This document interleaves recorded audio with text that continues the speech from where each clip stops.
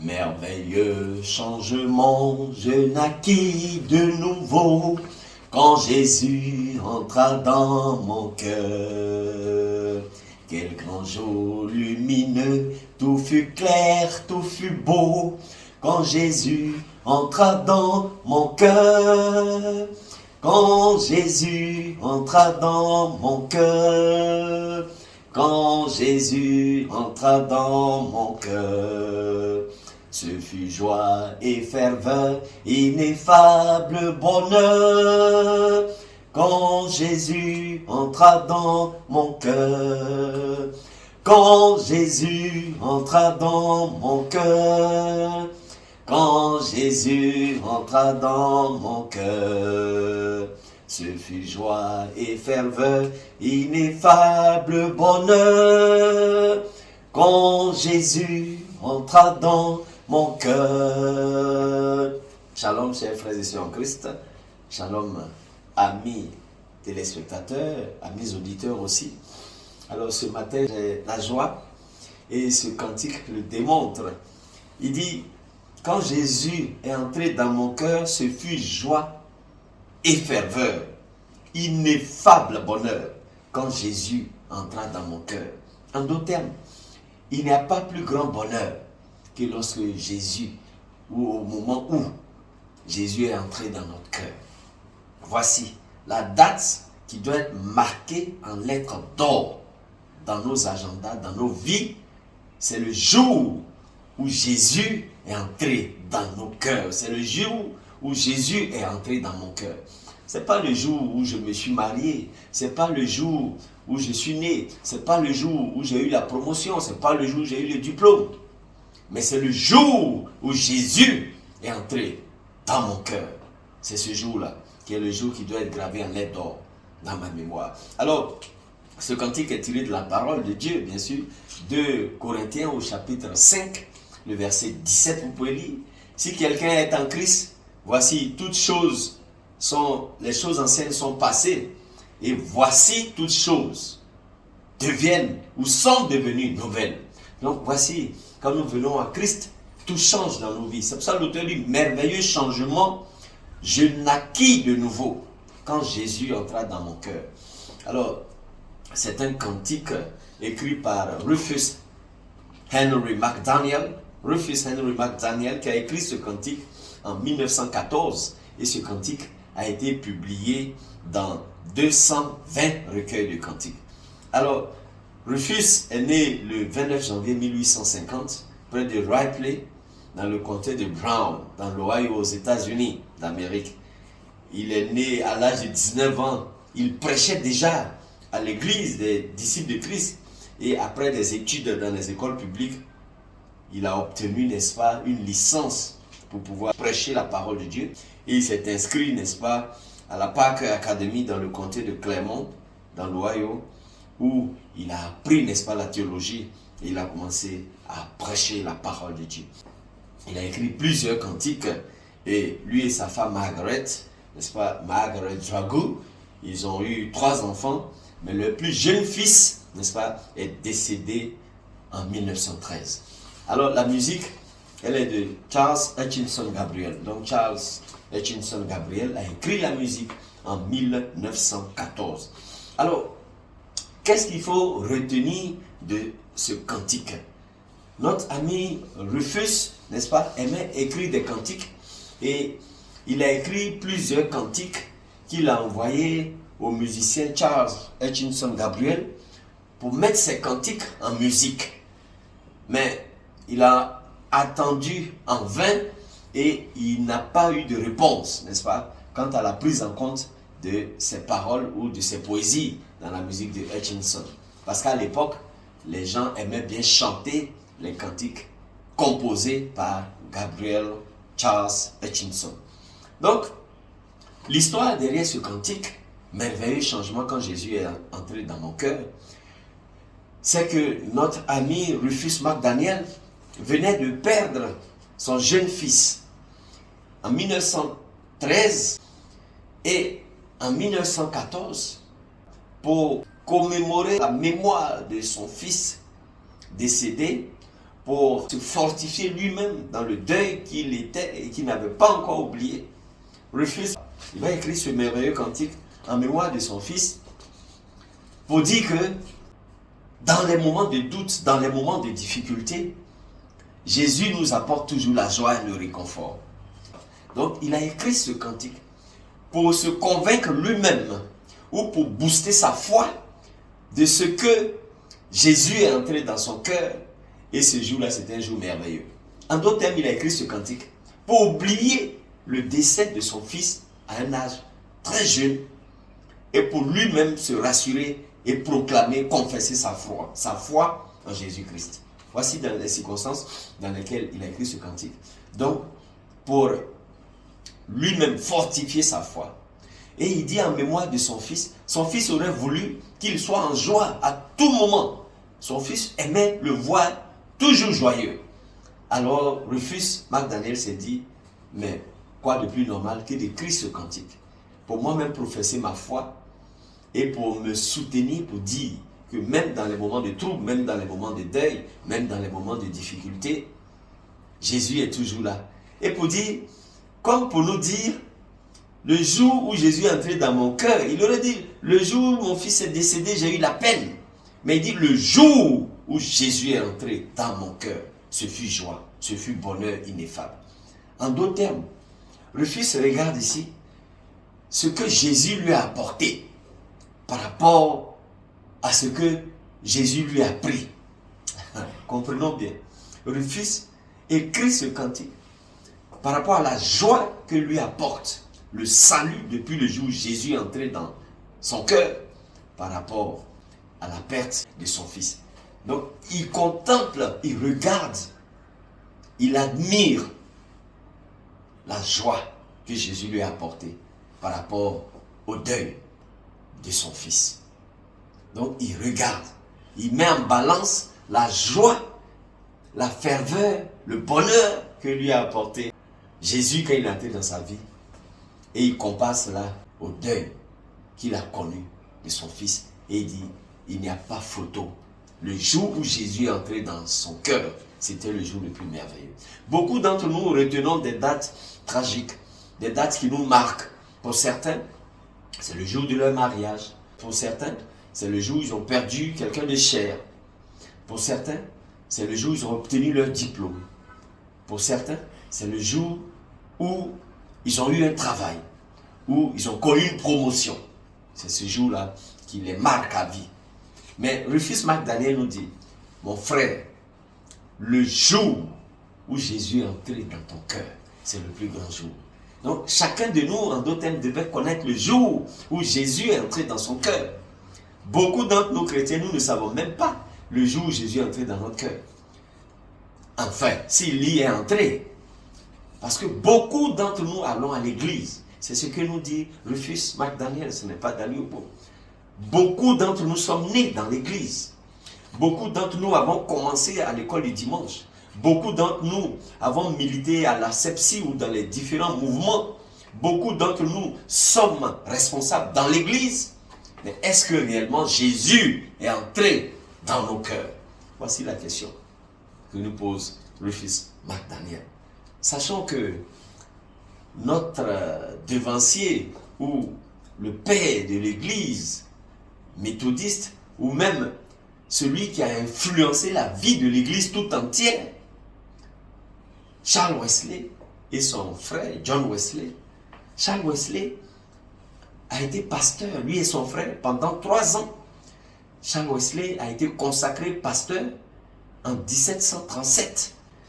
Mais c'est un jour, dans la nuit du samedi au dimanche, 21 mai 1739, après donc 3 années de ministère pastoral, c'est là que Charles Wesley a donné sa vie au Seigneur.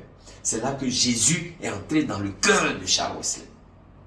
Et lui-même, il témoigne. Il dit, ce fut un grand jour. Il a senti que ses chaînes étaient brisées. Il a senti que la lumière était entrée dans sa vie de ténèbres. Il a senti que la lumière était entrée dans sa cellule, dans son cachot où il était. Nous connaissons Charles Wesley. Il a prêché, il a chanté, les gens se sont donnés au Seigneur par centaines de milliers. Mais Jésus est entré dans son cœur. 3 ans après, vous êtes consacré pasteur. Et son frère, John Wesley aussi, c'était pareil. Il a donné sa vie au Seigneur le mercredi 24 mai 1739.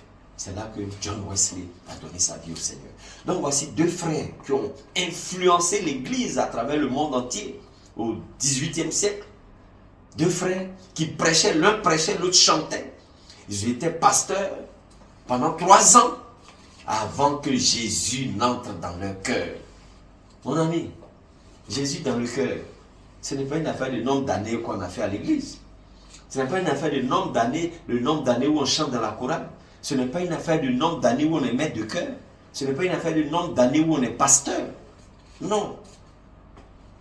C'est le jour où nous laissons la lumière de Dieu rentrer dans nos ténèbres pour nous éclairer. C'est le jour où nous laissons Jésus entrer dans nos cœurs pour le débarrasser de tout ce qui ne le glorifie pas. Le grand Nicodème, docteur de la loi, pharisien de son état, il n'avait pas Jésus. Il est venu demander à Jésus, mais je dois faire quoi pour être sauvé? Jésus dit, il faut naître de nouveau, sacrilège. C'était un discours trop grand, parce que c'était les choses de l'esprit. Et Nicodème n'arrivait pas à apprécier les choses de l'esprit, parce qu'il appréciait les choses du point de vue de la chair. Alors, regardons bien, ce cantique merveilleux changement dépeint la vie d'un individu en 5 tableaux, en 5 strophes. Dans le premier tableau, dans la première strophe, il décrit le changement drastique dans la vie du chrétien. Selon 2 Corinthiens, au chapitre 5, verset 17, lorsqu'il fait l'expérience de la lumière dans son âme. Le deuxième tableau, ou la deuxième strophe, elle nous dit que quand Jésus entre dans notre cœur, non seulement il apporte la lumière, mais il nous apporte aussi le salut. Et Marc Daniel Ruffi se réjouit de la vie ou de la fin dramatique d'une vie errante et pécheresse qui se termine, n'est-ce pas, dans le lavage des péchés, selon Actes 22, 16, et le salut accordé. Donc c'est la vie pécheresse, la vie errante d'un pécheur, et Ruffi se réjouit de ce que cette vie se termine de manière dramatique dans le lavage des péchés, dans la sanctification et dans le salut accordé. Donc première strophe, quand Jésus entre dans notre cœur, il nous apporte la lumière. Deuxième strophe, il nous accorde le salut. Vous voyez, suivons bien ces tableaux. Donc, premier tableau, il nous apporte la lumière. Deuxième, il nous apporte le salut. Et le troisième tableau, ou la troisième strophe, il nous donne l'assurance inébranlable qu'aucun nuage sombre ne peut désormais entraver notre marche. Qu'aucun nuage sombre de doute ne peut désormais obscurcir notre voyage sur cette terre. Selon 1 Thessaloniciens, au chapitre 1, verset 3. Donc, la lumière entre dans nos vies quand Jésus entre dans nos cœurs. Il nous accorde le salut quand il entre dans nos cœurs. Et il nous donne l'assurance inébranlable que plus jamais aucun nuage ne peut obscurcir notre voyage sur cette terre. La quatrième strophe, ou le quatrième tableau, nous dit que Jésus, au terme de notre voyage, nous donne l'espérance. Il apporte l'espérance dans nos vies. Il apporte l'espérance sur notre chemin qui nous mène de la vallée de la mort aux portes de la vie éternelle. Donc voici ce que Jésus nous apporte encore. Il nous apporte donc la lumière. Il nous apporte le salut. Il nous apporte l'assurance que nous sommes sauvés. Et ensuite, il nous conduit du chemin qui mène de la vallée de la mort aux portes éternelles, c'est-à-dire au paradis. Donc, voyez-vous ce cantique, ce que Jésus fait dans nos vies. Il nous apporte la lumière, il nous apporte le salut, il nous apporte l'assurance, il nous apporte la vie éternelle. C'est ce que Jésus nous apporte la joie. Donc, la lumière entre dans nos vies. Une fois que la lumière est entrée, nous avons le salut. Nous avons l'assurance. que nous sommes en sécurité, que rien ne peut nous ébranler désormais. Ensuite, il nous mène et nous conduit depuis cette vie terrestre. Il nous conduit, il nous mène de la vallée de la mort jusqu'aux portes de la ville céleste, jusqu'aux portes de la Jérusalem céleste, jusqu'au paradis. Jésus nous y mène. Donc, voyez-vous ce cantique de Daniel Mac Rufus. Quand Jésus entra dans mon cœur, ce fut un merveilleux jour. Quel merveilleux changement lorsque je suis né de nouveau. Quand Jésus est entré dans mon cœur, quel grand jour lumineux. Tout fut clair, tout fut beau quand Jésus entra dans mon cœur. La grande poétesse anglaise, n'est-ce pas, du nom de Frances Havergal, disait que le jour où Jésus est entré dans son cœur, le jour où elle a connu le Seigneur, le jour où elle a donné sa vie au Seigneur, tout est devenu beau, tout est devenu lumineux autour d'elle. Et elle a commencé à percevoir, à voir le monde d'une manière différente. Donc le jour le plus important, c'est le jour où Jésus entre dans nos vies. Et c'est très important. Quand Jésus entre dans nos cœurs, il débarrasse nos cœurs de tout ce qui est impureté. Il débarrasse nos cœurs de tout ce qui est souillure. Il débarrasse nos cœurs de tout ce qui ne le glorifie pas. Parce que Jésus ne peut pas cohabiter avec tout ce qui ne l'honore pas. Donc Jésus entre dans nos vies. Et il apporte un changement drastique. Un changement radical dans nos vies. Voici ce que Jésus fait. Alors, laissons Jésus entrer dans nos cœurs. Ce n'est pas de la philosophie. Laissons Jésus entrer dans nos cœurs. Certains chrétiens disent, ah, bon, comme Jésus est entré dans mon cœur, l'histoire des chrétiens, c'est dans le cœur, c'est dans le cœur. Non, non. Si on est chrétien dans le cœur, ça transparaît autour de nous, ça transparaît en nous, ça transparaît dans nos paroles, dans nos actes, dans nos pensées. Si Jésus est réellement entré dans nos cœurs. La Bible ne dit-elle pas que c'est de l'abondance du cœur que la bouche parle?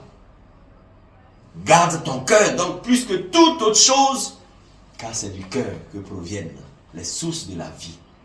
Et donc si Jésus est entré dans ton cœur, mon frère, ma soeur, tout doit changer. Si Jésus est entré dans ton cœur, tout doit changer. Ta manière de parler, ta manière de t'habiller, ta manière de voir les choses, ta manière de faire les choses, ta manière de manger, tout doit changer quand Jésus entre dans ton cœur. Jésus ne peut pas entrer dans ton cœur sans qu'il n'y ait aucun changement, ce n'est pas possible.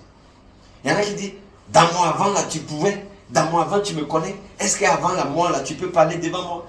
Avant là. Non. La Bible dit, 2 Corinthiens 5, 17, quand quelqu'un vient à Christ, les choses anciennes sont passées et voici, toutes choses deviennent nouvelles. Laisse ton avant si Jésus est rentré dans ton cœur. Laisse ton avant, tout ce qui est mauvais, si Jésus est entré dans ton cœur. Laissons Jésus entrer dans nos cœurs. Laissons Jésus prendre la place du roi dans nos cœurs. Laissons Jésus nous modeler. Laissons Jésus nous façonner. Laissons Jésus nous briser. Laissons Jésus nous courber pour sa gloire. Voici ce merveilleux cantique et ce message que je voulais donner ce matin. Je suis tellement dans la joie parce qu'il y a eu un merveilleux changement dans ma propre vie le jour où Jésus est entré dans mon cœur. Laissez Jésus entrer dans votre cœur. Il n'y a pas meilleure joie. C'est le jour le plus glorieux. Il y a des chrétiens, quand on leur demande quel est ton jour de conversion ou quelle est ta date de naissance spirituelle, ils ne connaissent pas. Mais Rufus McDaniel dit, ce jour où il y a eu un bouleversement dans ta vie, ce jour où il y a eu un grand changement dans ta vie, ce jour où Jésus a apporté une joie ineffable dans ta vie, ce jour où Jésus a apporté, n'est-ce pas, ce bonheur merveilleux dans ta vie, le jour où Jésus est entré dans ton cœur, tu ne t'en souviens pas, c'est qu'il n'y est pas encore entré. Réfléchis bien. Fais le bilan. Fais le point. Et regarde si Jésus est réellement entré dans ton cœur. Que Dieu nous garde et laissons Jésus entrer dans notre cœur. Laissons Jésus entrer dans nos cœurs et donnons-lui toute la place. Parce que Jésus ne cohabite pas avec autre chose. Il ne cohabite pas avec ce qui n'est pas de lui. Laissons Jésus entrer dans nos cœurs. Que Dieu nous garde au nom puissant de Jésus. Amen.